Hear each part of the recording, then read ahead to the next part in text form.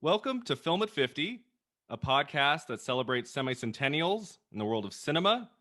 I'm your host, Brian Rowe, and I'm very excited to welcome Shaunta Grimes on the podcast today to talk about Trog, the very final Joan Crawford movie. How are we doing, Shaunta? Good, good. How are you? Doing well. Had you heard of this film before? I had not heard of this film before. It was quite an education to watch. one of Actually, the really one of the enjoyed- greatest films of all time, right? well, I really actually did enjoy it. I thought it was very interesting. Oh, for sure. Yeah, and we'll get to Yeah, that. We'll get to that in a moment. I wanted to start by just kind of introducing you to our listeners, just in terms of like your history with movies. And we saw a lot of films together for many years, and we lived in the sure. same town together. What are some of your favorite movies, and kind of what role has movies played in your life? Oh gosh, that's a big question. I love you know me. You've been to enough movies with me to know that I'm not super picky about movies. Like if I'm entertained, I'm like, hey, that was really good. Uh, Yeah. I'm really easy to please. Hmm. Although often one thing about me and you is that when you really love a movie, I'm like, I Yeah. don't know. When there's one I really think is fantastic, you're like, it was okay. Yeah, or Uh, boring as hell. Yeah, I've made the joke about you that you like so many movies you could sit in a theater and watch a blank wall for 2 hours. You come out and say, it's pretty good. Boring. That's why whatever that one is where all they're doing is riding on a train and having inane conversation. I'm like, no thanks. I Yeah, don't even that's right. remember the name of it, but no. I But watched it because y- you loved it, and I was like, what just happened? That was the worst movie I've ever seen. you're talking about Before Sunrise, right? Yes, I am talking about Before Sunrise. Oh my goodness. It was terrible. One of my favorite trilogies of all time, Yeah. the Before But trilogy. but to be fair, my favorite movie of all time is one that I happen to know your dad hated without even watching it, which is The Postman. The My favorite Postman. movie of all time. Yep. That's right, with Kevin Costner, which came out a week after Titanic. So that kind of crushed The That's Postman. probably why when I went to go see it the first Saturday after it came out, I was alone in the theater. And I was alone and there was nobody. I went by myself and I was like, I just watched the best movie I've ever seen and there's no one to talk to. You're like, I just saw the best movie, and they were like, oh, you saw Titanic? I How saw was it? And you're like, no, it wasn't Titanic. I like Titanic too, but I love the Postman. So you love I, The Postman. Any other favorite films from when you were younger, or anything that kind of oh pop out? yeah, well, I grew up in the 80s. I was a teenager in the 80s and I just had this conversation with my millennial kids just that makes me so sad for them. Like they just movies are not good anymore. Not like they were in the 80s. And I think I was trying to figure out were they so much better? And I just think it's because there's too many now, like too many choices, and there's nothing like as special about going Mm, to the movies. When I was a kid, it was like you couldn't just turn on TV and everything you wanted to ever could think of watching was there. yeah. So I don't know, but TV was pretty bad in the 80s. And movies were really good. I feel like it's flip flopped a little. TV's having a heyday. Movies are. Right. Um, So the focus of this podcast is on movies released 50 years ago. So for the long future, we're going to be talking about films of the 70s. ooh, Any favorites of the 70s, or any kind of films that come to mind from that decade that you remember seeing? yeah, I mean, I was pretty young in the 70s Hmm. and fairly sheltered. So I didn't get to go to see a ton. I do have a very strong memory of going to watch Benji at the movie theater. Benji. So and also Annie. Okay. I remember seeing Annie at the theater and being in love with Annie in particular. I remember Swiss Family Robinson. So My a lot of mom like took me wholesome to Disney drive movies. it. Yeah, I mean, I was like, 7 or whatever. I was born in the 70s, so I was really young. But I do have a very strong memory of watching a little bit of Jaws when I was a Okay. kid. My parents, I don't, when did Jaws come out? You probably know that off the top That of your came head. out in the summer of 1975. Yeah, so this would have been a few years later because it was like on a Like on recording TV. Okay. or TV or something. I don't know, but my parents and they had friends over and they were watching it, and my sis they wouldn't let us watch it. And my sister and I, um, snuck, and we were like looking around a door, and like her head, like there was a doorknob, and then her head, and then my head, and then the shark, and then I sat up and knocked her out, like her head on the doorknob, and she passed out. So that's a Yeah. big Yeah, movie. I saw Jaws when I was like 7 or 8 at a friend's birthday party, and it was so scary to me. I Yep. left all my boy friends and went upstairs to like the little sister of the birthday boy, and I like watched something else with her for half an hour because Jaws was just so scary. So scary. You and I saw Jaws at the theater. Do you Did we? remember? We might have. Yeah, we saw some Yeah, classic films. we saw Jaws though, and I think we did. That one scene, man, that one scene is still scares the shit out of me. Oh, there's at least 3 that I think are There's that still one when powerful. that underwater one when the Oh yeah, dead. when the Oh dead body comes out. yeah, Yeah. yeah, that one is super scary. Yeah. So speaking of scary movies, today we're talking about Trog, which was released 50 years ago in October of I feel 1970. like I saw that is classified as horror. I feel like that was a little stretch. Yeah, like it's currently on the Criterion channel under a new like feature called 70s horror films, and Trog is the first title. And I'm like, boy, I mean, I guess, I mean, towards the end when Trog gets loose, I feel like there's some horror elements Mm, to it, but it's so campy and so goofy. it It's like is hard super to. campy, but it's also like not that scary. Yeah, yeah. All Like, right, so let me give a brief plot summary. Just tell the okay. listeners what it's about, and try to avoid spoilers. We can talk about a If you lot of. haven't seen this movie since 1970, you might be out of luck. Yeah. But let's try to just not give away the very, very final scene, like what happens in the last Okay, 5 minutes. So we can touch I'll up. check. Um, so Trog is a science fiction kind of horror film set in England that tells of an anthropologist named Dr. Brockton, played by Mhm. Joan Crawford, who learns that a troglodyte that has been discovered in some nearby caves. She poses interest in the creature, which she nicknames Trog because she believes it represents the missing link between ape and man. She shoots the creature with a tranquilizer gun, which is a moment I loved, Mhm. and brings it back to her lab to study, but finds trouble with some people in town who want the creature destroyed, especially a local businessman named Sam, played by Michael Goff, the actor who would go on to much fame as Alfred in 4 of the Batman films. Mhm. Dr. Brockton teaches Trog how to play, how to share. She oversees its surgery to find a capacity for language, a procedure that causes Trog to see his distant past, which Mhm. includes a clash among dinosaurs. It's so great that we got dinosaurs on the Yeah, podcast today, since we have history with yeah, dinosaur storytelling.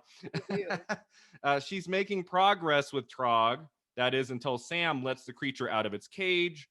It starts rampaging around town and killing the townsfolk. Will Dr. Brockton be able to keep the creature safe, or is Trog doomed? That's kind of the basic storyline. Is there anything I left out there that is like vital to the? No, She works with it. her daughter, Dr. Yeah, Brockton. she like legit just like lets her daughter be like, here, you feed. You feed Trog. Yeah, Like it's no, like okay. like Trog's already killed at least one person, right? Yeah, and You're there's just like like a hanging press out with. presser of some kind, and she's like, I even let my daughter feed on. I was like, thanks, mom. Yeah, exactly. All right, so some background info on the movie. There's a lot of cool stuff I found. I'll try to get through it fairly quickly. Mm, But so this was Joan Crawford's last movie after a career in Hollywood that lasted like more than 45 years. This was her final film in 1970. Before mhm, this film, she had shot a story for the anthology film Night Gallery called Eyes in 1969, directed by Steven Spielberg. Steven mm, Spielberg's very first director job, like professional job, was directing Joan Crawford in a kind of a short film in 69. So it's kind of interesting, like Spielberg right at the very beginning, and then Crawford right at the end of her career. They swap, that is they work together right at that moment, like as one was going up and the other one was going down. Kind of interesting. It's actually a really good film. I watched it earlier this year. mm, So Crawford agreed to star in Trog in '69. This was her second of 2 films for the producer Herman Cohen. Herman Cohen, after 1967's Berserk, that was the title of her second to last feature film. Crawford's character in the script had been written for a man, but Cohen rewrote it for Crawford when she showed interest. So the main character in Trog was supposed to be a man. That would have been a different film, right? I think so. You know, I think that's one element I liked about it, that we have a strong kind of female presence, you know, in the as the protagonist. It's not just all men the whole movie, right? Yeah. So about Trog, Crawford said it was low budget and she had to supply most of her own wardrobe, which is something most actors don't have to do. Yeah. I Which feel like I loved her. I loved her clothes. I loved her clothes in this movie. I don't know. But I have thoughts about her wardrobe. It's very cheesy, but I kind of liked her. Well, it's just it is very 1970s old lady. Like, yeah. So she was about 66 years old when she made Trog. That's how old she was. Oh, interesting. I was wondering, I wasn't sure how old she was. You know, when I was watching it, I was trying to think of other like modern actresses right now who are her age. You know, she's very young looking though. I thought she was in her 50s. You thought Joan Crawford in Trog was in her 50s? Or maybe 60s. Yeah, I was thinking about early 60s she looked. But yeah, I mean, I feel like a lot of more like modern actors, you know, a lot of women in their 60s, they look really young. Yeah, that's what I was thinking, that she comes across as like grandmotherly in a way that actresses these days I don't think would want to. Yeah, I was trying to think of who, and I was like, maybe like Susan Sarandon or like who else would be in that mid 60s age? I don't even know. Yeah, Susan Sarandon's in her 70s actually. Meryl Streep is 71. She still looks great. I mean, yeah, I think for not like so then Meryl Streep would have been the age of Joan Crawford in this movie when she made like Mamma Mia, right? Like not that, like she was in her mid 50s when she made the first Mamma Mia. The second one though. The second one, she shot 3 years ago. So yeah, she would have been about the same age. Yeah, about the same age. But yeah, she looks much younger in Mamma Mia too. Younger and not so polished. Not that Meryl Streep is not polished, but not so like permed and and like that's very of its time. Yeah, very. But yeah, I feel like I wonder if in 1970 actresses were just allowed to age in a different way than they are now. Yeah, I think it was harder then for actors of her age to get roles there, and like the quality wasn't so great. But yeah, I think they were allowed to like look their age a bit more back then. Now you're expected to, you know, you can be Jane Fonda in your early 80s and you still have to look like a bombshell, right? Right. But all right, so this was interesting. In a 1992 interview, the producer Cohen said that Crawford's drinking habits on Trog was worse than ever, worse than the previous film they had made, and he had to reprimand her a few times during the production. Apparently, when Crawford arrived to the set of Trog, she had 4 cases of 100 proof vodka. Oh, this is all. I obviously can't prove any of this. This is just what I read online, but I like that. I do. So the film was written by Aubin Candle. I might have said that wrong. It was directed by a 2-time Oscar winner, Freddie Francis. Kind of an interesting career for this guy. So most of the films he directed are kind of low budget horror films. Not very many of them are remembered. Probably Trog is the most memorable of all of them. But then he was also a famed cinematographer of such films as The Elephant Man, Glory, and Cape Fear, and he won 2 Oscars for his cinematography work. Cape Fear is a favorite of mine. Yeah. The newer Cape Fear he shot, the one with Robert De Niro. Yeah. Oh, is there an older one than that? That's there's one in the 60s. Yeah. Oh, okay. But that's kind of interesting, right? Like you don't hear of too many. I mean, I've heard of some cinematographers who direct a few films. We've talked about one on the podcast already, but I don't know what a cinematographer is. Cinematographer is the director of photography, basically the person on set in charge of the look of the film, everything you see in the frame, you know, the lighting and how the movie looks. Yeah. So the director is in charge of that as well, but he's mostly in charge of actors and, you know, figuring out how to block the scenes and everything. And he works with the director of photography to kind of to map out the shots and everything. But the cinematographer is not really in charge of the actors and their performances. He's in charge of the technical side of how the movie looks. So kind of interesting that he had a famed career in that, but he also made these kind of schlocky, low-budget horror films as a director. So I thought that was interesting. He was definitely a better cinematographer. Yeah, because Trog, as we'll get to, it's not very well paced. It's like, yeah. It was fun though. Campy is a good word. All right, a few more things. Trog's ape suit is a leftover monkey outfit from 2001: A Space Odyssey. That does not surprise me. Like it's just like was made So for Stanley straight up a Kubrick's dude, 2001. like just a human body with a mask on. I Yeah, was I feel like this movie would have been more effective if they had just gotten a better makeup job. They'd done a better like, makeup job for yeah, Trog. It's really rough. Like, come on. Like they must have. legitimately like the top like It's just like quarter this. of a mask. I mean, it's a mask. It's like a dude in a mask. That's it. All right. So Joan Crawford's adopted daughter Christina, who would go on to write the infamous memoir "Mommy Dearest," Mhm. they were still in speaking terms in 1970. Um, she was asked to attend the Trog premiere in place of Joan. Afterward, she got a call from Joan asking Christina what she thought of the movie. Christina apparently told Joan it was the absolute worst piece of junk she's ever seen, and Joan hung up. And then, according to IMDb, after she saw herself in the film in Trog, Crawford considered committing suicide Oh, because she was so mortified about the quality of the movie and incredibly embarrassed by it. That's on IMDb. Who well, knows? I'm super glad that we spent 2 hours this weekend watching this movie. So not great. Not a great curtain call for Joan. Apparently No, she saw it eventually and was like, I "Oh my feel god." like well, because didn't just before this, like a few years before this, she totally like took Christine's place on a soap opera or something. Oh, I That's don't in know. That's right? maybe, but Yeah, like Christine was 28 and okay. Joan was like in her 50s, late 50s or something, and she just like went on the soap opera while Joan or Christine had to have surgery, and for like a couple weeks Oh, Joan okay. Crawford just played her place in it, except she's like her mother, like 30 years older. Yeah. And I feel like somewhere around that time, she probably jumped the shark a little bit. Like she Yeah, her probably last had a better stopping place somewhere before. her last big hit. So her career was kind of waning in the late 50s, right? She started Uh, getting supporting roles.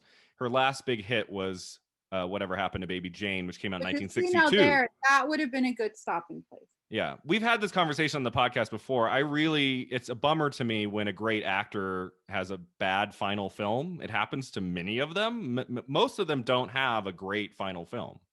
And Joan Crawford is definitely among Well, those. that would have been a good swan song for her, Yeah. right? Yeah. I So mean, after she's able that, to work if she wants to, but if they weren't going to give her good spots, like or good, like that would have been a good one. it would have been a great final film for her career. But yeah, she went on to do 5 or 6 more movies. And yeah, they're increasingly worse. Like Straight Jacket from 64 is actually kind of a fun horror film. But after that, they just Yeah, kind of get worse and worse. Trog I could have skipped. So this surprised me. Trog opened at #1 at the box office in the United States when it opened in October of What 1970. else It was number opened? one. I like I'd so, like so to know what else was opening that well, week. it only opened with $3 million, so I don't think there was like a lot of competition. But yeah, this was It didn't up 1970 when you against were. It's Titanic. this 50 years ago is a different time for film. We're not getting 5 releases every weekend, right? We're getting like Right. a movie would come out and it would be in theaters. If it did well, it'd be in theaters for a year. Oh wow. Yeah, I didn't know like that. E.T. in '82 that came out in '82 and that played in theaters for a year. Jurassic A Park, year? yeah, I didn't Jurassic know Park that. even in '93 that played I think for 6 months or longer. Well, I remember Titanic. We were talking about Titanic earlier. Titanic played for about 9 months. Yeah, Forever. I yeah, think I saw it like 5 times at the theater because it was yeah. just kept playing. I just kept going.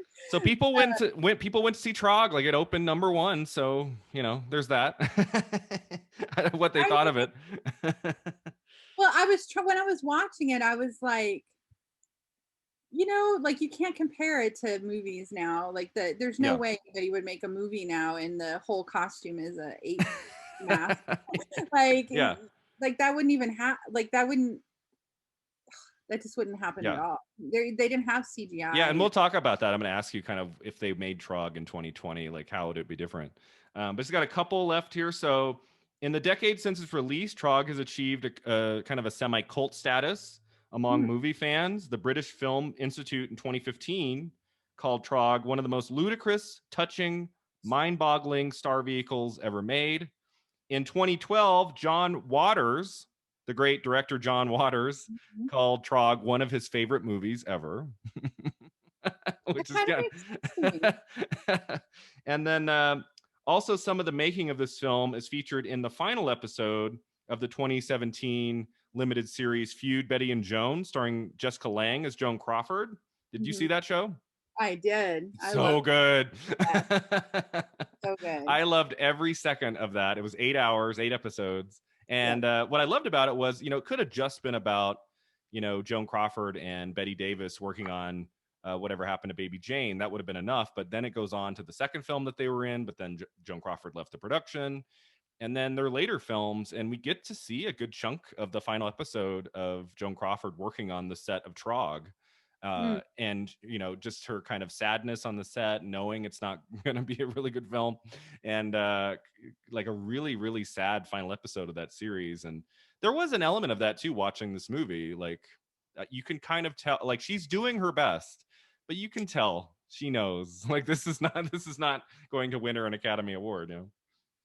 Definitely not an word. All right, so I'm going to ask you about the film, but I have one final thing to share. This is something that I found online recently, and this was what Joan Crawford had to say about her final day of shooting on Trog. She said this: "I realized one morning that Trog was going to be my last picture. I had to be up early for the shoot, and when I looked outside at the beautiful morning sky, I felt that it was time to say goodbye. I think that may have been a prophetic thought because when I arrived on the set that morning, the director told me that due to budget cuts, we would wrap up filming today. The last shot of that film was a one take, and it was a very emotional moment for me. When I was walking up that hill toward the sunset, I was flooded with memories of the last 50 years of filmmaking. And when the director yelled cut, I just kept on walking. That for me was the perfect way to end my film career." I thought that was Well, kind I of a have nice, to happy out with. even though the film itself isn't great, like I thought that was kind of a great quote. I don't really see that or hear that from like actors talking about what it was like to film their final movie on their last day and what that final take was like. And I thought she described that really well, even if the film isn't isn't her finest work, you know. And I read that quote before I watched it, so I was waiting for like a really big like final shot of her walking off and camera, going up into the air like on a crane or something, but we didn't really get that. It wasn't as dramatic in the actual movie. All right, so let's get into the film. So what did we think of Trog? Man, definitely campy is a good word. Yeah. Was definitely not. I didn't find it a horror. I was expecting it to be a horror story, and Okay. it was. You thought it'd be scary? I thought it would be scarier, or at least like you know, I was expecting something more along the lines of like King Kong, Yeah. Mm-hmm. like something kind Better of effects. scary. Well, no, yeah, the effects were. I definitely expected better effects because that's like what, uh, what I could do in with my iPhone. Yeah. Ruby, put this on. Yeah. You be the Trog. But just like scarier. Instead, it was like a grandma teaching a little naughty child to speak or something. For the most part, she reminded me a lot of my grandma in this one. So I Oh, think really? that I got a very grandmotherly feel Mm-hmm. about her. And yeah, I mean, she was basically like, Trog wasn't all that scary. Like, he wasn't mean or, You weren't clenching your fist tight with fear watching the creature Trog? All I could think every time the Trog was on screen, you can see the eyes really well, and I'm just like, who is in that suit? Who is behind the who mask? are you behind What that? is that? What I forgot to look it up. I should have looked up like who the actor was who played Trog. Oh, I noticed it on the I can't remember the name because I didn't recognize it. Yeah. But there, yeah, in the end credits it said, and blah blah blah as Trog. So Yeah, but it wasn't a name I recognized, so I don't remember it. it wasn't But it wasn't a major name, an Oscar winner. yeah. Yeah, there was a few things like I was very interested to see that she just was very much Joan Crawford, like with her what do you call that accent that she has, not a New England accent, it's a Katharine Hepburn had the same accent. I Okay, can't remember. it wasn't British, right? She wasn't No, it's really not doing. British. It's like a American accent, but Cary Grant had the same Mm. accent. Katharine Hepburn had it. Kind of hoity-toity. I don't know. It's New England or something. There's a name for it. We can look it up later. But do you know what I'm talking about? That Yeah, I kind of kind of know. Yeah, she's got even just the way she speaks. It's yes. It's very almost very Joan Crawford. very. It's almost a British accent, but it's not. I don't think. I mean, she's an American, right? Yeah, yeah, yeah. Yeah, yeah. It's like it's a very New England kind of accent, and Katharine Hepburn has the same one. Mm. Anyway, um, you should do Katharine Hepburn next. I love Fine. Oh no, Katharine. Katharine Hepburn was making films well into the early '90s. So Yeah, yeah, I'm she's sure amazing. I'll have. I'm sure So I'll. anyway, that was a total total segue into something totally different. But But I think yeah, anyway, I um I was surprised by how much it was just like, hey, here's Joan Crawford. I was surprised how much of the film she was in. I was thinking, oh, this is her last film. She's in her 60s. She's probably a supporting character. She's probably like a member Yeah. of the team, kind of working with Trog. But she is the star. It says at the beginning, Trog starring Joan Crawford. And And I'm like, she's oh, sometimes they say that they got one named person in the movie and she'll show up for 15 minutes and that'll be it. But she's in the whole movie and she's like going down into the caves, right? Like yeah. she's got the costume on to like go down and getting dirty in the caves and And she's like crawling around in the caves in her flat shoes and yeah. in her And grandma outfit. something that I kept thinking about watching this movie was, it was so fascinating that the film itself, the story itself is so goofy and campy, but she is 100% committed to that character. And she cries at two parts in the film. Every scene she acts as if she were making, one of her great films of the 30s and 40s. Like she is on board. She's not phoning in her performance. No. And one thing that interested me about this was I wonder if she had played it a little bit more tongue in cheek, it might have been a more entertaining movie. She almost plays it so deadly serious that it kind of is a weird contrast with Yeah. everything else in the movie. It is a little bit. Yeah. You know, There's a scene though where she's shooting at Trog with a dart gun or something. the And I was tranquilizer gun. Yeah, like she that was really cool. I like yeah, that. it was She's good. like, Like she's just like has at it. Yeah. And she's like like closing one eye and like really aiming. And I was like, all right, Joan. yeah, that could have been, she shoots him like 3 or 4 times and the scene lasts a little And while. he And just stands there and he keeps coming. And I was like, oh, yeah, that part is like the most scary scene in that whole movie. To me was that one scene because I was was him like, oh my god, coming after her. yeah. And I mean, it's not a scary movie. It's called a horror. I don't even feel like it hits the horror tropes very well. But that one scene, I was like, oh my god, it's gonna get her. Yeah. Like I would have been scared. That was the one scene where, like, if that was me, I would have been like, I would have been hiding. Like you shoot her with. I would have been like, Brian, you shoot him with a tank. I'm gonna go hide in the truck. I thought the best sequence in the movie was towards the end when he gets let out of the cage and he's kind of rampaging through town. Still Mhm. kind of cheesy, not really a lot of tension. I felt like it needed a little bit more energy. But my favorite shot of the film is probably Trog just kind of like walking down the city street, just kind of like looking left and right. And then the butcher's in there and he's like, oh my God. Yeah. And then the way he kills the butcher Oh is my this god, that was is that was that's horror. the most horrific scene. It's Yeah, bloody. It's I forgot about like that. And shocking. it's so off the screen, right? Because there's like another like a meat thing hanging there, so you can't Yeah. see. And I thought, oh, he's gonna hang him on the hook, and then I was like, oh no, he didn't. Yeah, and this is 4 years before the Texas Chainsaw Massacre, which is like really famous for the scenes. There's at least one scene in that film where, I think 2 or 3, where he hangs a person from a meat hook, and that was the first time I'd ever seen that in a movie. Trog did it 4 years earlier, so there you Yeah, go. that was gruesome, and it was they did a good job of keeping most of that off. I don't think they must not have had the budget to make that look good on the screen. So it's Yeah, off, it's yeah, you hidden. don't see it. Yeah, But yeah. I mean, there's no doubt that it happens. Like there's no they don't leave you thinking like they just hung him up by his coat back or Well, you something. see the aftermath, and he's got like the hook sticking through his neck, and he's like, Yeah. Yeah, it's pretty gruesome. And I then thought right after that, he goes up to that car and he just pushes the car over and the oh, and car it catches explodes. completely on fire. Like 1 second it's sitting there, and the next second it has already burned. Like it's not even all the way tipped over yet, and it explodes. I'm like, so It that's how it explodes, works. and it's like on fire, like it's been on fire all day.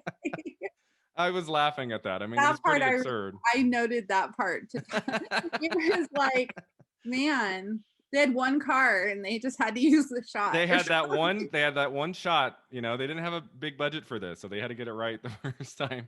Hopefully, they got the actor out of the car before I they filmed really that. hope so. Oh my god, because it was like on fire. And then he runs down, and there's a bunch of kids on like a playground. The kids are playing, and he just comes in there, and the moms are like, "Oh my god!" And then he picks up that little blonde girl and takes her with him. So I thought like that, Yeah, like it says he 4 picks her minutes. up, Yeah. and then there's like a section, like every time they show him actually running with her, it's like obviously a doll. That was not smooth. That's right. But what I loved about that sequence is that all these horrific things are happening. We don't even cut back to Joan Crawford, like, or anybody. We don't know like what is her character doing at this moment. Like we don't really know until she gets to the caves. But I like that sequence a lot. That was like I was starting to get a little claustrophobic in that lab, and you know, Yeah, like, yeah. she has like long That monologues. I mean, it does get kind of dull. I wouldn't say that every scene of this movie is, you know, entertaining as camp. I mean, there are scenes where she's just talking to Trog, and you're like, okay, let's keep the story going here, you know. yeah. Yeah, And because there's like a whole scene where they just show like a recording of everything that's already happened.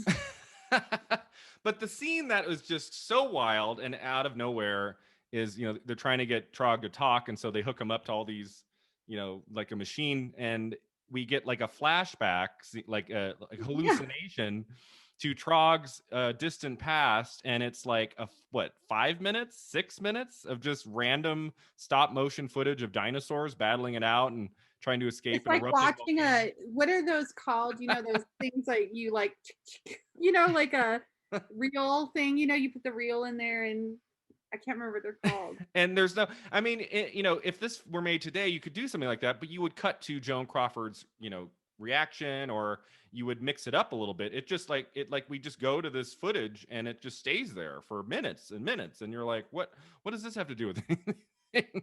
The movie's 90 minutes long, so it's kind of like, okay, they came in at 82 minutes and they needed to like get to 90, you know. I don't know.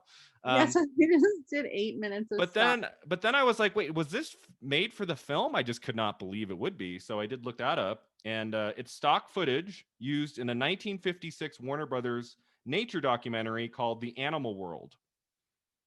So they took a movie made 14 years prior and just took like footage from it and then put that in Trog.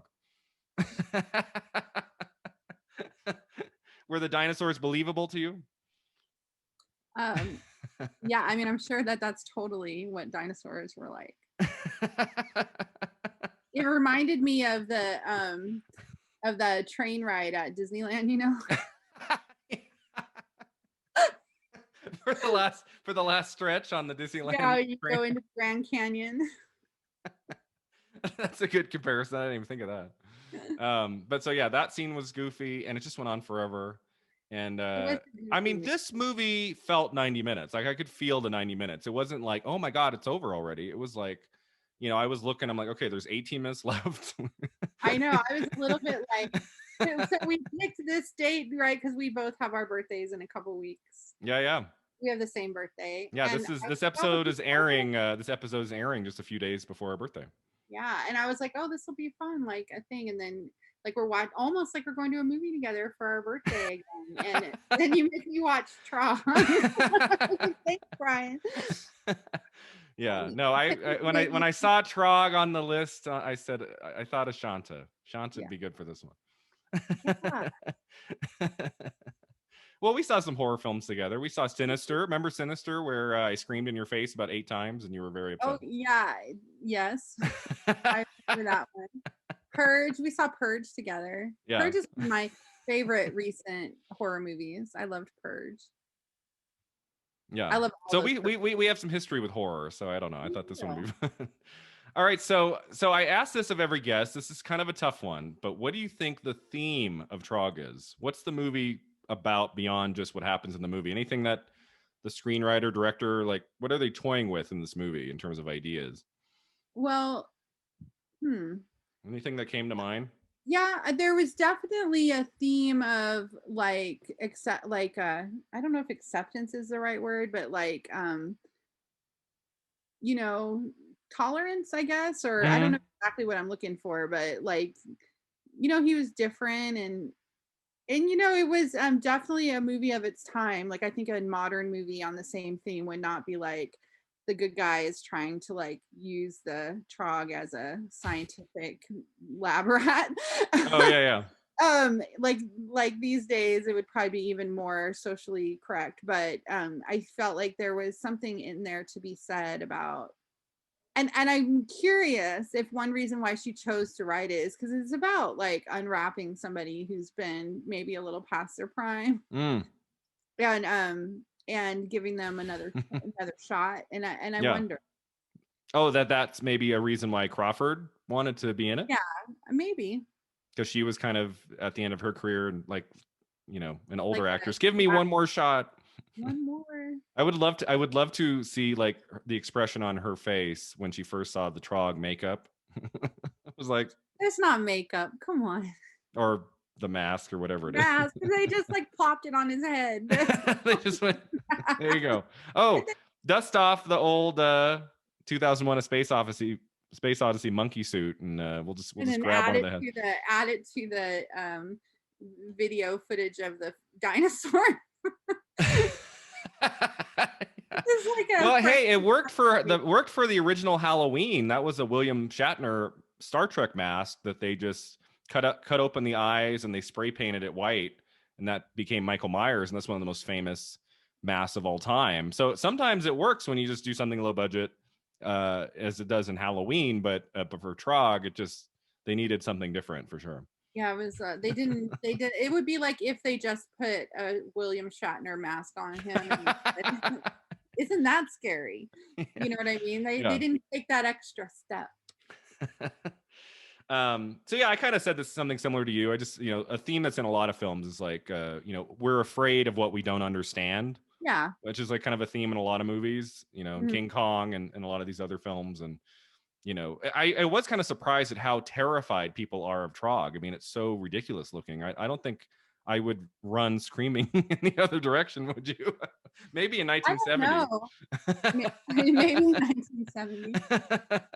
I you know. mean, I feel like I don't know if that was like a real thing and not just a dude in a funky gorilla mask. I would love to. Can I film that? Can I film somebody dressed up as Trog running after you? It'd be hilarious. Only if you don't care if we're still friends. I think that. I think that I would have just thought it was a monkey of some kind. Even I with would the have been arms, weird. the human arms and the body. I mean, at first I would have been focused on this part. Yeah. Okay, so let's moving on to the director. I ask every guest about what kind of stamp or mark did the director have on this, and I think I don't really have anything super kind to say about Freddie Francis's directorial job in this movie. I feel like he could have definitely pumped up the tension and the suspense. I can't really tell. I couldn't tell watching this movie. Was he going for kind of funny and campy, or was he going for deadly serious? I couldn't really I tell. wonder if like he changed the character for Joan Crawford, yeah. Yeah, the So I'm just producer did. wondering Yeah. like if they were just like, hey, Joan Crawford's gonna be in this crappy movie, and so whatever she wants, you know what I mean? Yeah. Like, And he probably was like awesome. He hadn't directed very many films before this one. So the opportunity to direct Joan Crawford probably was something special. That was probably kind of yeah, neat for and him. then also she has a reputation for not being super easy to work with. So Yeah. I'm wondering if she just was like, I'm gonna go climb around in these, like, I'm not an old lady. I'm gonna go climb around in these caves, and I'm gonna, you know what I Yeah. mean? Like, if some of the crazier, like in a bad way, aspects of that movie were like Joan Crawford, like the stamp of the director is that he lost a little bit of control over his movie star. It might have been a case because he was kind of a newer director. Maybe Joan Crawford kind of ruled the set a bit, and maybe he didn't get to do as much as he wanted. What new director is going to tell Joan Crawford she can't do whatever the hell she wants? But right? I did read the, I listened to some interviews with Spielberg talking about his first directorial job for Crawford on that Night Gallery film, and he said that a lot of the crew members did not like working with a 22-year-old with acne. That was Spielberg at the time. But Joan Crawford was the one who kind of stood up for him and said, hey, this is our director. Let's do a good job for him. Let's do what we can to help him. So she was, according to Spielberg, she was really great to him. I would be surprised if she, was a, a horror to the director of Trog. Just like, I wonder if like, she's like, this is what I'm going to wear and this is what I'm going to do. Yeah, here's my wardrobe. Okay. All right. Yes, ma'am. I mean, I thought one scene that worked okay until we see Trog. I thought the opening 5 minutes, right, of those 3 men climbing down into the cavern, you don't really know. It kind of reminded me of the beginning of Planet of the Apes, right, when you don't really know what's coming. I thought that was pretty good, and I also thought that those actors had a look to them that I enjoyed. Like it was interesting to me. Like the three men. Yeah, they were very like. They had a look I enjoyed too, Shaunta. Yeah, I thought that was that you would think so, but they were like smooth, like I don't know what I'm like. I don't know. Smooth. Like they were like shirtless. A 60s boy band look. Yeah. They were very handsome. I was like, I was kind of sad that we didn't open with Crawford because I was looking forward to her, but I was like, okay, we can go with this. Okay. Yeah. you were appeased. And then the one of the 3 guys who go into the cave, they're killed by Trog right away, and Trog just like throws them down, like that's all he does, and then he's like, he's just like dead. And the other one, I was struck by the one dude who's like having an absolute breakdown in his bed. Oh right, yeah. And I was like, that seems a little extreme. Like he wasn't that scary looking. But yeah, it needed to move a little bit quicker. I think the score could have been improved. The score of the movie wasn't too creepy. It could have been a little bit eerier and just a better tone.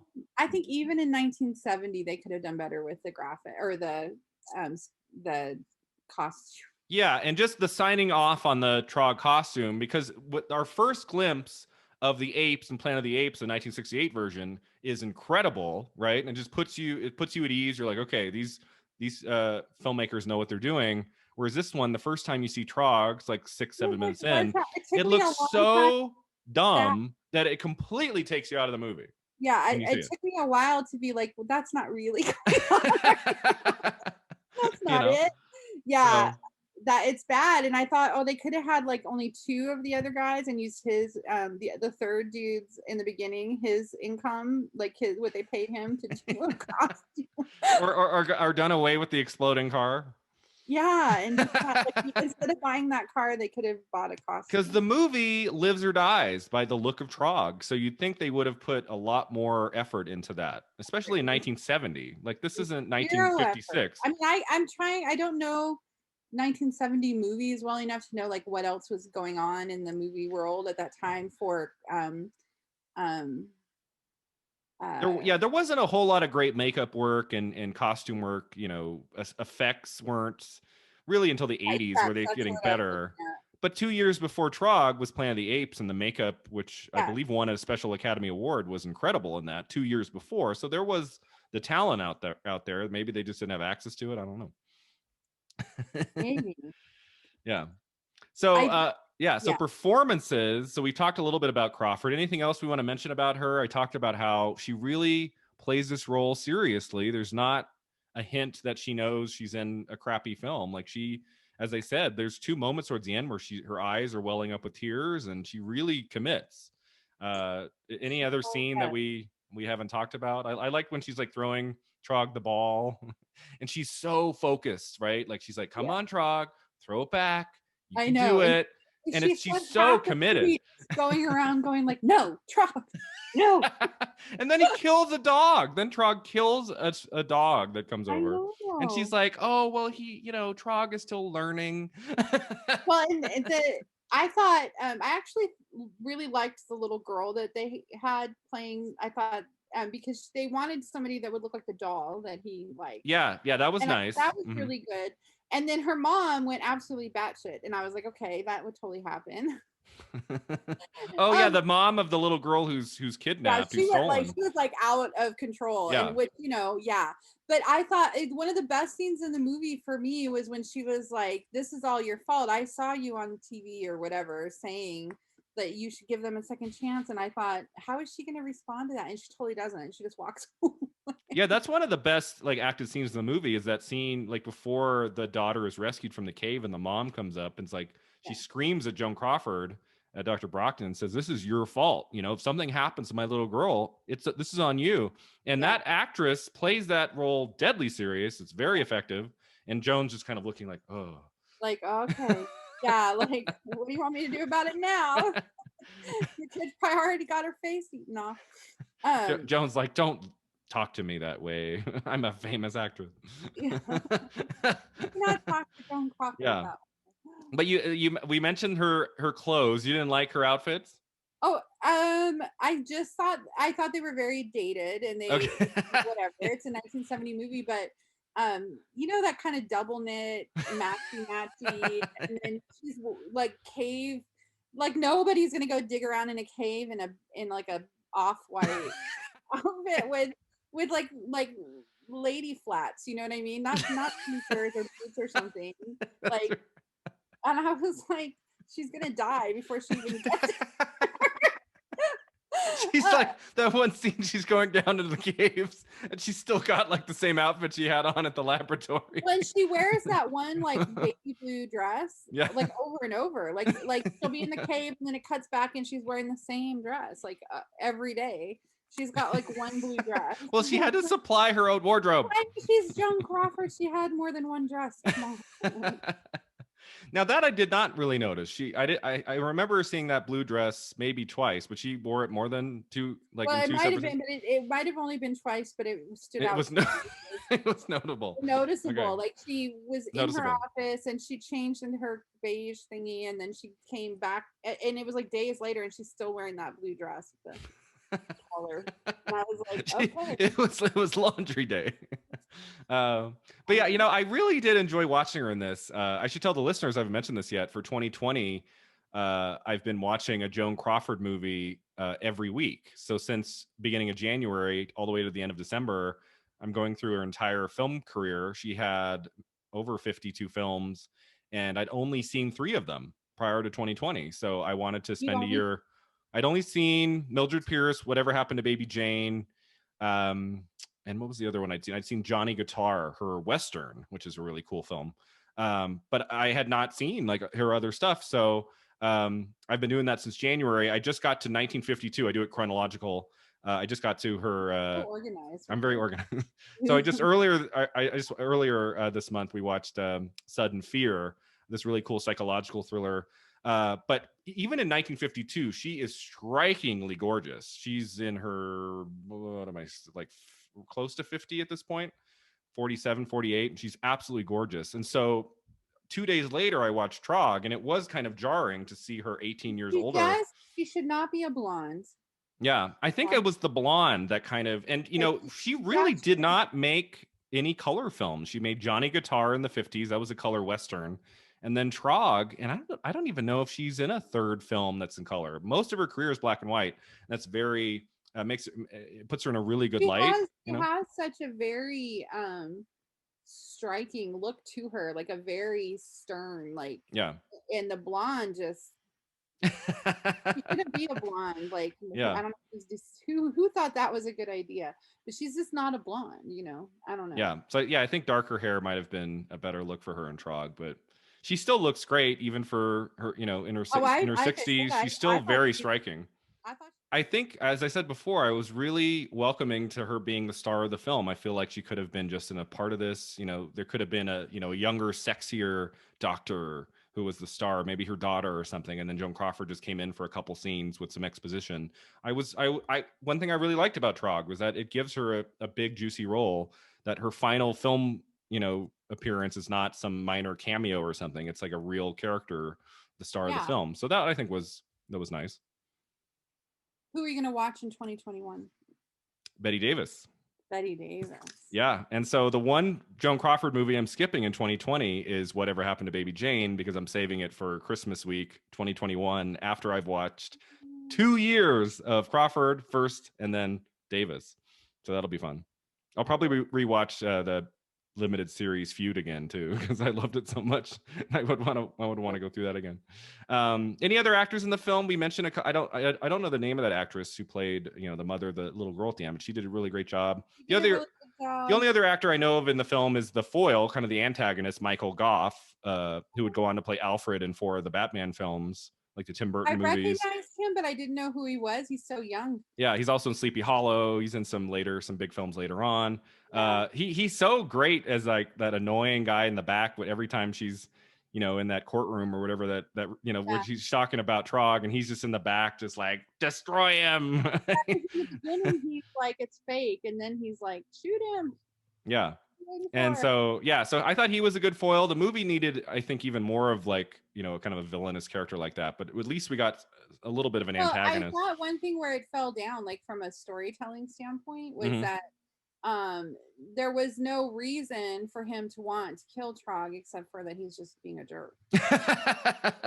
There wasn't a specific motivation. There wasn't, I mean, there was no reason for him to be that way, except he just was that way. Do you know who the character reminded me of? I don't know if it did for you, but it reminded me of, you're going to know the name of the character, and I don't remember it, but in Silence of the Lambs, the doctor that works at the hospital. Okay, yeah, no, I don't know his name. Okay, but that's a great character and performance. The kind of like the sleazy. That's the kind he is. He's just kind of like a sleazeball who's trying to mess with her. And like ride somebody else's coattails and whatever. Except it just wasn't done quite as well as it was in. I think they needed a couple more scenes with her, with the two of them together. They just needed to do. I thought if they had done more to develop his why he was doing that. The kind of character he is reminding me of that character. Okay. I don't know. But I thought he has a great face. He was kind of a nice presence, kind of addition to the film. And then there was the actor who played Trog, who did the best they could. He did do the best. I don't really know. I want to know how he was directed, or she. Would have been interesting. Well, he was half naked the whole movie. So. Oh, that's right. It was a guy. That's right. That would have been a surprise if that had been an actress. So I don't know if that actor went on to do great things. Maybe we'll have to find out later. I wonder if Trog is on his resume. Like he's still going out for roles and stuff, and it's like right at the top, played Trog opposite Joan Crawford. All right, so my last question about Trog is, looking at this film through a 2020 lens. We've talked a little bit about how it's dated with the clothes and kind of the look of the film. You can definitely tell it's late 60s, early 70s. And if the film were made in 2020, if someone took this material and updated it in a better kind of scarier film in 2020, what do you think would change? What would be done with it? Oh, well, we were talking earlier about Planet of the Apes, and I totally could imagine it getting, because the newer Planet of the Apes movies are some of my favorite movies. I love the new ones. Yeah. So good. And I could imagine it getting like that kind of an update. I love all of Planet of the Apes, though. Like, I love the old ones. I even love the one with the bad costumes with Mark Wahlberg. Oh yeah, that's the only one I don't like. I love all the other ones. That story and that world. As a writer, sometimes there's just like a story that you wish you had thought of, and that's a great one. Yeah, is one of those for me that I just wish, like, why isn't this my world? I wish I had created it. And so I love it, but the update, from as much as I love the old movies, like let's forget about Mark Wahlberg. The ones before that, Charlton Heston, and as much as I love those, the update is like startlingly good visually. Like, very big budget, really great director. Matt Reeves did the last two. Gorgeous. I mean, they could have really done like the story. I thought the stories were really good, and the acting was really good, but they were so pretty to look at that I feel like I would have, like, they could have really cropped out on the story or something, Yeah. and I would have just been like, oh, I don't care. And I think that they could do that for this movie, like, if they really wanted to. Nobody really. I think if you got a great leading lady and a really talented director, I think something could be made of this that could be terrifying, that could be really thought Yeah, provoking. I think it's possible, I you know. think it could be like a they could reframe it as a look, a social justice, like, Hmm. type thing. And It could be a quieter film. It wouldn't have to necessarily be a terrifying film. It could be like The Elephant Man by David Lynch, like tell it a little bit more straight and have it yeah, be, because I you know. think maybe it's not a horror movie. Like, I think that part of the problem with it is that they wanted it to be a horror movie, and Okay. it's not, right? It Yeah. is like There's really elephant. not a whole lot of horror until the last 20 minutes, and even then it's not very much. But even then, it was like the poor thing's like misunderstood and Yeah. in a cage, and I mean, like, I don't know, it just doesn't read as horror or watch as horror or whatever. Hmm. And I think I'd like the idea of it being like, I think when we're rich, we should just do it. We should just make Trog co-direct it. Yeah. Who would we get to play the leading lady? Would we get an actress in her 60s or go young? Susan Sarandon would Susan be great. Sarandon. You think she'd Meryl do it? Would Meryl Streep do Trog? We're rich, right? We could just be like just Meryl throw 20 million at Meryl and say, come on, Streep. come be in Trog. We want you to wear the same clothes that Joan Crawford wore in the The original. important question is who would play Trog. Robert De Niro. Yes, Robert De Niro. Yeah, he would be great. He would be really good. Oh, but I mean, just think of the difference between when you hear Trog speak for the first time and when you hear Caesar speak for the first Yeah. time. And then Trog's voice was very silly. yeah, and then they like did some kind of surgery in his stomach, and then he could talk. And that's not how that Yeah. Yeah. But yeah, so it's fun. It's like if you like Joan Crawford, it's kind of a must see. You kind of have to see it because it's her last movie and she is in most of the film. And if you're a horror movie fan, it's one you should check out. It's kind of it's campy fun, but it's not a great film. I would It's not like one of give it those a high ones where rating. you should watch it once if you're a Joan Crawford. Yeah, yeah. If you like horror, if you like Crawford, Be good for if you're crazy like me and you're going through your whole career one week at a time, you'll probably need to, what's weird is that I'm not going to end 2020 with Trog because now I've watched already. So I'll probably end with her second to last film. And I'm actually going to end with a Turner Classic Movies documentary about her life. I think that'll be a better way to end the year than Trog. So that's how I'm going to end the year of Crawford. For a better ending than she had in her real life. But anyway, so that takes us to our final two segments of the episode today. The first one is called the Divine Double Feature. That's where we pick a more modern film that we think would make a really cool double feature with Trog. So let's say we watch Trog first. What's a second film we could put on right after that has some similar themes or is also a horror film or, something that's kind of similar? What would we go with? I have to go with like the first one of the new Planet of the Apes movie. Okay. So that one was Rise of the Planet of the Apes from 2011 with James Franco?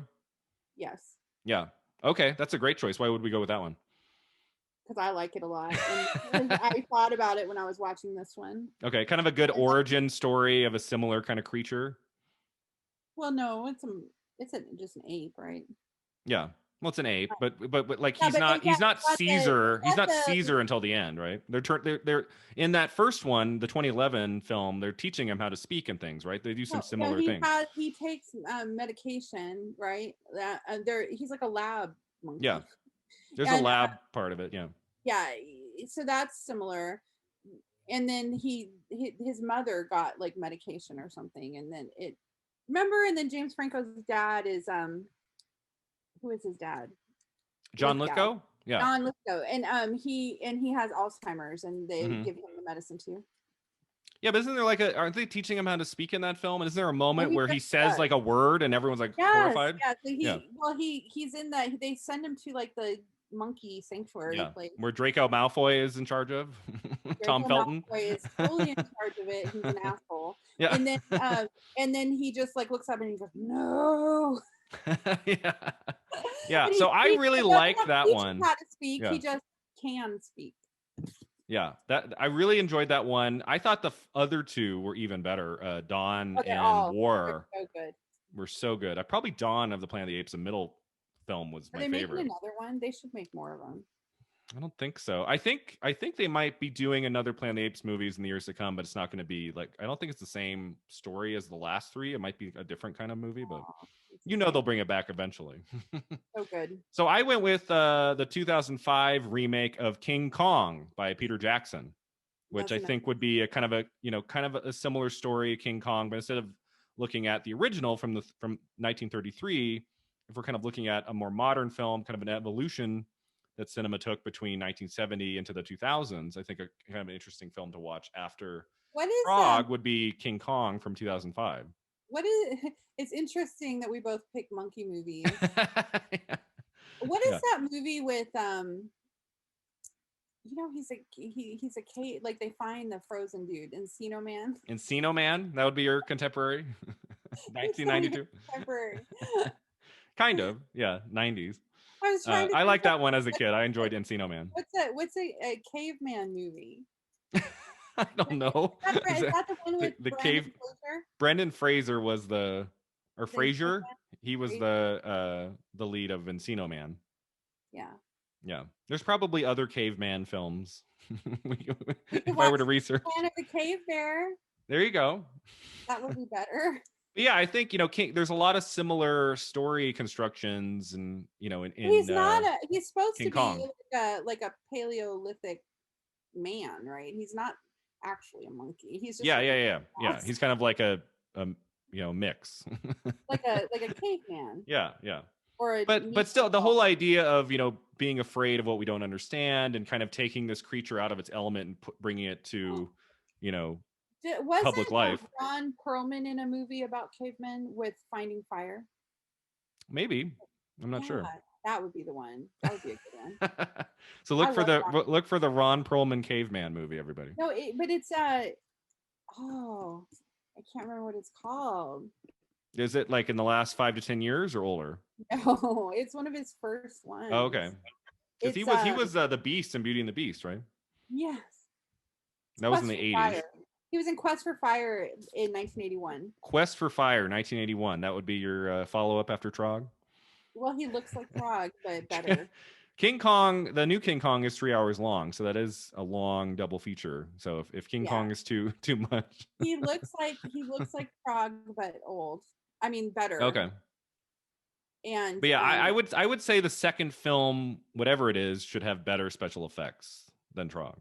But it's since Quest for Fire is only like 10 years older. Okay. It's interesting to see how much better the makeup. Okay, that's an interesting. Yeah, it doesn't have to be 50 years later. It can be 10 years later, 20 years later. Like how like a similar story, and how is it better? Planet of the Apes is not makeup, right? It's computer generated. Oh, the new ones it's computer generated, and the old ones it's makeup. Yeah. Right. Yeah. Quest for Fire is a good one. Okay, cool. And then our final segment, which I'm calling Beyond the Flick, is where we take an actor or director or genre affiliated with our movie. And so we got to go with Joan Crawford. This is the one and only time I'll be able to talk about Joan on this podcast, since we're looking at films from 50 years ago.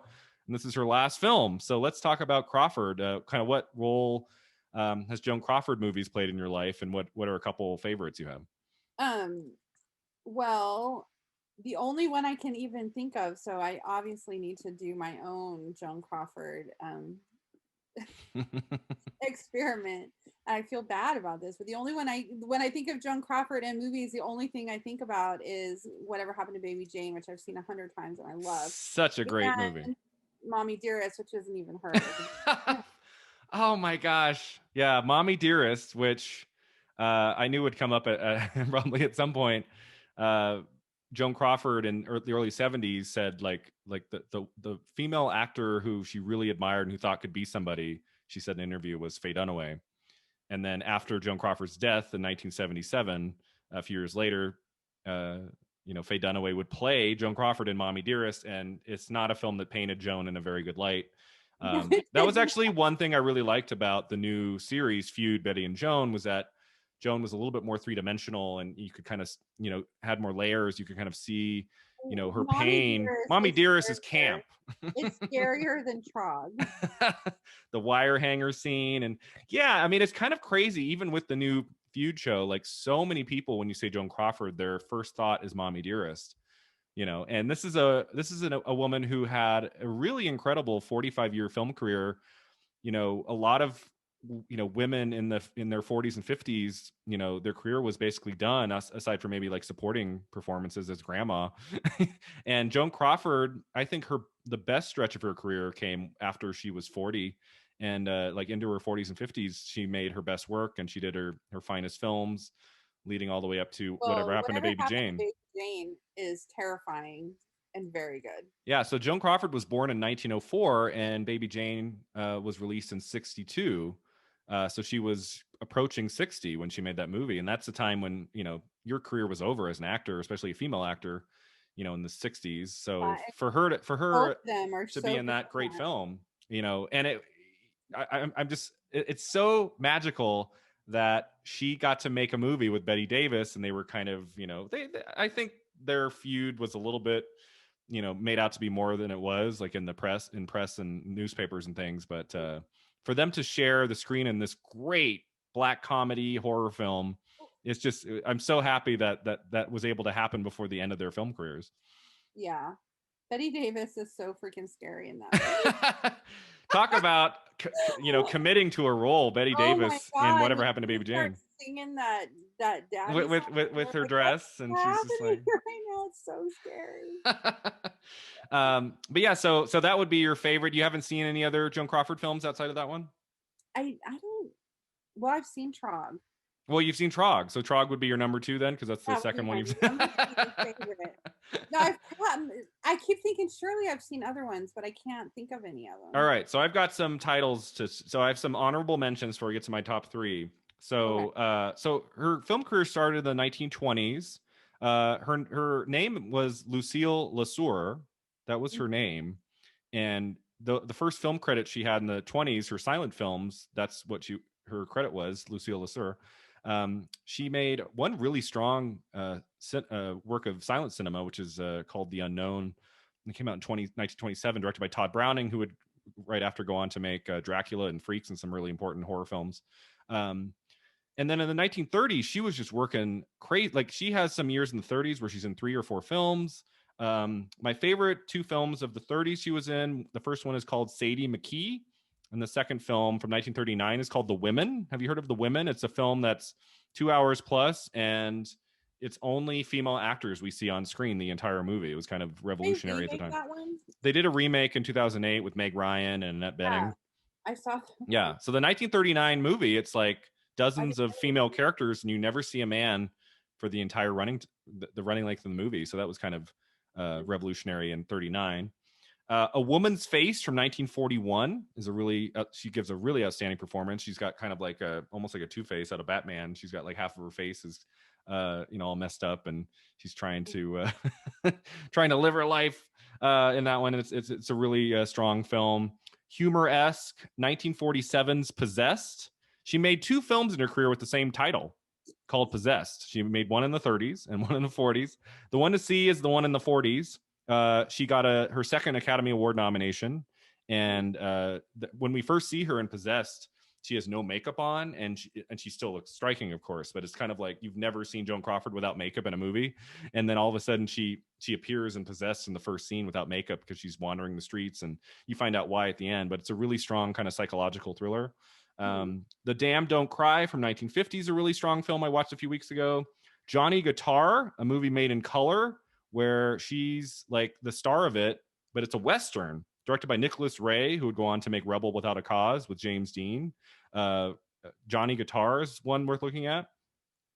And then her last like really fun schlocky horror movie that I genuinely like, unlike Trog, is called Straight Jacket from 1964, and that's directed by William Castle. There was a few, so it's still October. There's a few more I haven't seen. I'm really looking forward to one called Autumn Leaves, which was directed by the same man who made Whatever Happened to Baby Jane. And that one's supposed to be pretty good. That was kind of her last major starring role in like a melodrama, and that's coming up in a few weeks. I haven't seen that one yet, but I'm excited about it. My top three would be the third one would be the one I just watched recently. It's called Sudden Fear from 1952. Uh, you know, there's not a whole lot of frightening films, suspenseful films from the 50s outside of Alfred Hitchcock, right? So Hitchcock made, Strangers on a Train and Rear Window and some of these really great suspense films of the 50s. Most 1950s films are, cheesy or, it was about wholesome family entertainment in the 50s. But this movie, Sudden Fear, which earned Joan Crawford her third and final Academy Award nomination, is genuinely thrilling. And the last 30 minutes has almost no dialogue, and it's kind of a chase between her and the man she married, who turns out to want to kill her for her money, played by a very creepy Jack Palance early in his career. I absolutely loved it from beginning to end, and she is amazing in it. One of her best performances. It's a movie that I hadn't heard of until a few weeks ago. So I would recommend to our listeners, check out Sudden Fear from 1952. My second favorite film is Whatever Happened to Baby Jane. My second favorite. Yeah. What? And this isn't this. I'm not my pick for number one is not an obscure film by any means. Do you have any idea of what I'm going to reveal as my number one choice? It be Mildred Pierce. Mildred Pierce from 1945, which won her the Academy Award for Best Actress. I've seen it 4 or 5 times. I saw it in film school. I took a class in film school at Loyola Marymount University in Los Angeles. My final year, I took Women in Film. I was the only man in the class of about 20 students. I was the only guy. And I believe it was the first or second film our teacher, Dr. Susan Barber, showed us was Mildred Pierce. I'd never seen it before. So I got to see a 35 millimeter print on the big screen of Mildred Pierce. And I just fell in love with it. I've seen it, but I can't remember. Like, what is it about? Yeah, so it opens with, you think maybe she might have murdered somebody. She might have murdered this man. And she's married to this awful guy. She breaks up with him and she kind of starts a career on her own, opening up a restaurant, like running her own restaurant. And she has like a daughter who just gets more and more like unpleasant, dating guys on the side, dating men she's dated. She has this really kind of horrendous relationship with her daughter in the movie, and it's just one of those melodramas. Pardon me? I feel like I have seen it, but it wasn't. There was a remake with Kate Winslet in 2011 on HBO. Did you see the remake? Yeah, okay. I have, and now I feel really awful. Like, now I really gotta go watch Joan Crawford. So I'm like, I've seen that, but it wasn't Joan Crawford, I'm sure. So it's not a scary film like Whatever Happened to Baby Jane or a horror black comedy, whatever you want to call that movie. This is like a serious melodrama, film noir. She just glows in the movie. She's just so good in it. And the story, it complements her acting. Like, it took a while, but she finally got a really great story, a great director in Michael Curtiz, who made Casablanca a couple years before this one. Mildred Pierce, if you're interested in Joan Crawford, if you haven't seen Mildred Pierce, that is the one to see. It's just a great, great movie. I watched it recently again. I rented a Blu-ray Criterion collection that had a bunch of cool bonus features, a lot of film critics talking about Joan Crawford in the film. I've seen it 4 or 5 times, and it's not necessarily a film that I would always like, the kind of melodrama it is, but because of Joan Crawford's presence in it and the way the story plays out, it's really special. It's a really great film. Interesting. Yeah, so it's better than Trog. She did win the Academy Award, so she won the Academy Award, but she didn't go in person. They came to her. She was sick, possibly in bed.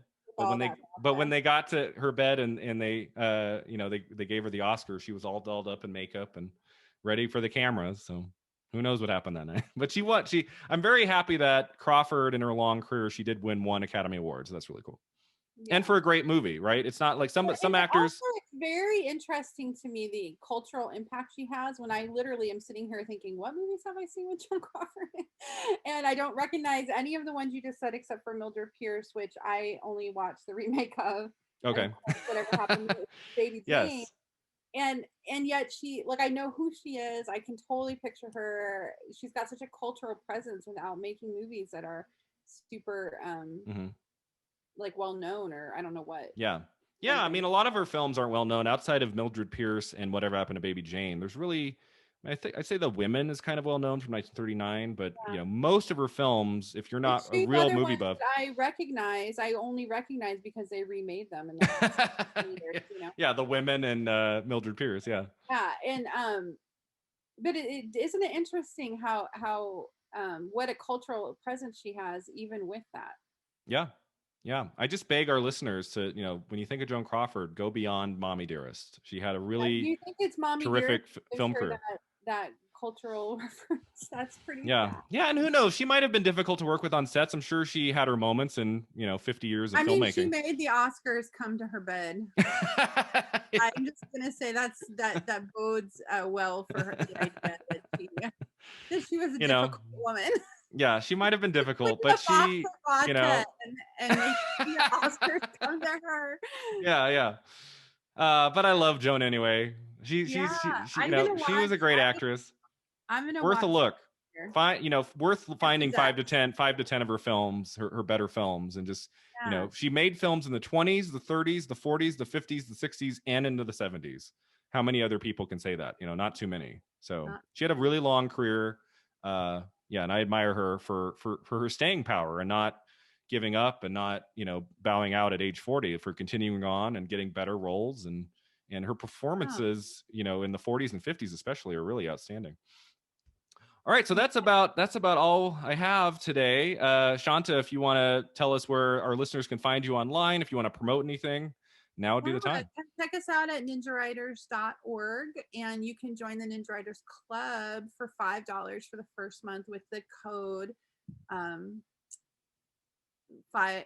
Oh my god, I'm gonna have to get you the code. I don't remember it.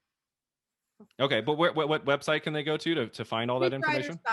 Ninjawriters.org. Ninjawriters.org. Okay. Yeah, and I'll get you a code that you can put in the show notes. Okay. And where can they find you online? And you want to? I remember handles? The code. First month 5, all spelled out. First month 5, all caps, all spelled out. Okay, first month 5. Yeah, and it's $5 for the first month, and we talk a lot about fiction writing and making a living as a writer, and. And Shaunta's an amazing author of middle grade and young adult. You can find her books online on Amazon and elsewhere. My newest one is called Center of Gravity. Came out during a pandemic. That was a lot of fun. Yeah, it came out in March of 2020, right? Yeah, because that's really when you wanted. That's when you wanted your book to come out. But I've read it and it's great. And I love The Astonishing Maybe, Your Other Middle Grade, and Viral Nation and Rebel Nation. Viral Nation and Rebel Nation. I basically predicted 2020. There you go. Sorry, guys. Yeah. Well, at least 2020 hasn't given us the creature Trog, right? Not so far. Not so far. There's still time left. Something come across Facebook about like some sort of toupee looking hairy caterpillar thing. Did you see that? No. It looks a little bit like Trog. Yeah. All right. Well, thank you for joining us for this conversation, Shaunta. I had a lot of fun. This was great. And thanks to all of you for joining us today at Film at 50. Please give the podcast a 5-star rating and a review, and tell your friends and family about us.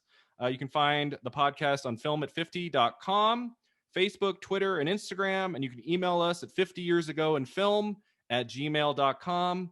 Also, take a look at the Patreon page, which has exclusive bonus episodes every month, at least 2 new bonus episodes every month. So check that out and support the podcast. Until next time, remember, 50 never looked this good.